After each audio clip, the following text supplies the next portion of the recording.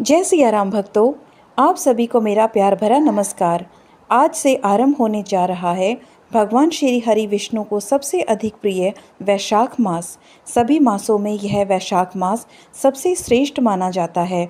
इस मास के प्रत्येक दिन की अपनी कथा है, जिसके कहने और सुनने से मन शांत होता है, कष्ट दूर होते हैं और भगवान वासुदेव की कृपा बनी रहती है। आइए पहले दिन की कथा का श्रवण करते हैं। मनुष्यों में श्रेष्ठ नर और नारायण को नमस्कार कर और देवी सरस्वती तथा व्यास जी को प्रणाम कर मैं उनकी जय बोलता हूँ। सूत जी बोले, परमेष्ठी ब्रह्मा के पुत्र नारद जी से राजा अम्बरीश ने पवित्र वैशाख मास का महात्म्य पूछा। राजा अम्बरीश बोले, हे ब्राह्मण, जो संपूर्ण मासों के महात्म्य वर्णन किए मैंने वह अच्छी तरह से सुने। सभी महीनों में वैशाख मास श्रेष्ठ है, अतः वैशाख का महात्म्य विस्तार से कहिए, मुझे सुनने की इच्छा है। यह मास विष्णु भगवान को प्यारा क्यों है और इसमें कौन कौन धर्म कार्य क्यों किए जाते हैं, क्या दान करना चाहिए, उसका क्या फल होता है, ये सब कार्य किस देवता को प्रसन्न करने के लिए करने चाहिए, इस मास में करने योग्य काम क्या है, कौन से कार्य विष्णु भगवान को प्रिय हैं, इसमें क्या दान किस लिए किया जाता है, उसका फल और उद्देश्य क्या है, इस मास में किन किन वस्तुओं से भगवत पूजन करना चाहिए। हे नारद, यह सब मुझे विस्तार से सुनाइए, मैं श्रद्धा से सुनूंगा। नारद जी बोले, हे राजन, सभी महीनों का महात्म्य पहले विष्णु जी ने लक्ष्मी जी से किया था, जो मुझसे ब्रह्मा जी ने कहा है। सब महीनों में कार्तिक, माघ और वैशाख श्रेष्ठ हैं। इन तीनों में भी वैशाख मास सबसे श्रेष्ठ माना जाता है। यह महीना माता के समान सब जीवों को अभिष्ट फल देने वाला है। इस महीने में दान, यज्ञ, व्रत और स्नान करने से सब पापों का नाश हो जाता है। यह महीना धर्म, कर्म, यज्ञ और तप का सार है। इसकी देवता भी प्रशंसा करते हैं। यह मास विद्याओं में वेद विद्या के समान, मंत्रों में प्रणव, वृक्षों में कल्प वृक्ष, गौओं में कामधेनु, नागों में शेष, पक्षियों में गरुड़ के समान है।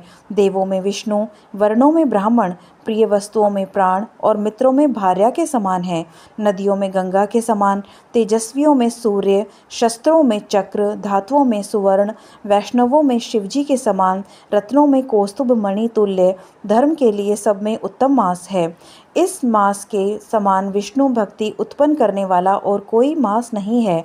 मेष की संक्रांति वैशाख मास में सूर्योदय से पहले जो मनुष्य स्नान करता है, उससे भगवान विष्णु लक्ष्मी जी सहित अत्यंत प्रसन्न होते हैं। जैसे अन्न से सब प्राणी प्रसन्न होते हैं, वैसे ही वैशाख स्नान से निसंदेह विष्णु भगवान प्रसन्न होते हैं। वैशाख स्नान करने वाले मनुष्य और जो उनका अनुमोदन करता है, वह भी सब पापों से छूटकर विष्णु लोक जाता है।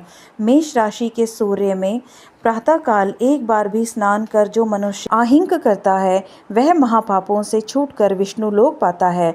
वैशाख मास में स्नान करने के लिए जो मनुष्य एक पग भी चलता है, उसे 10,000 अश्वमेघ यज्ञ करने का फल मिलता है, इसमें संदेह नहीं। या एकाग्रचित हो जो ऐसा संकल्प भी करता है, उसे भी निसंदेह 100 यज्ञ का पुण्य मिलता है। वैशाख स्नान के लिए धनुष बराबर भी जो मनुष्य चलता है, वह संसार के बंधनों से छूट वैकुंठ धाम को जाता है। ब्रह्मांड भर में जितने तीर्थ हैं, हे राजेंद्र, वे सब नगर बाहर के थोड़े से जल में भी रहते हैं। अर्थात वैशाख मास में स्नान के लिए किसी तीर्थ में न जा सके तो नगर के बाहर किसी जलाशय में स्नान करना चाहिए। यम की आज्ञा से शास्त्रों में लिखे पाप उसी समय तक गरजते हैं जब तक मनुष्य वैशाख स्नान नहीं कर लेता।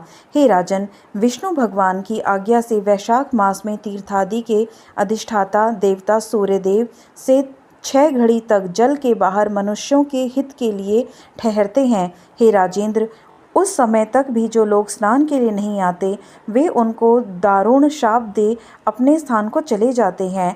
इसलिए वैशाख स्नान अवश्य करना चाहिए। आशा करती हूँ कि यह वीडियो आपको पसंद आई होगी। भगवान श्री हरि आपको हर प्रकार का सुख, समृद्धि, दीर्घ आयु एवं ऐश्वर्य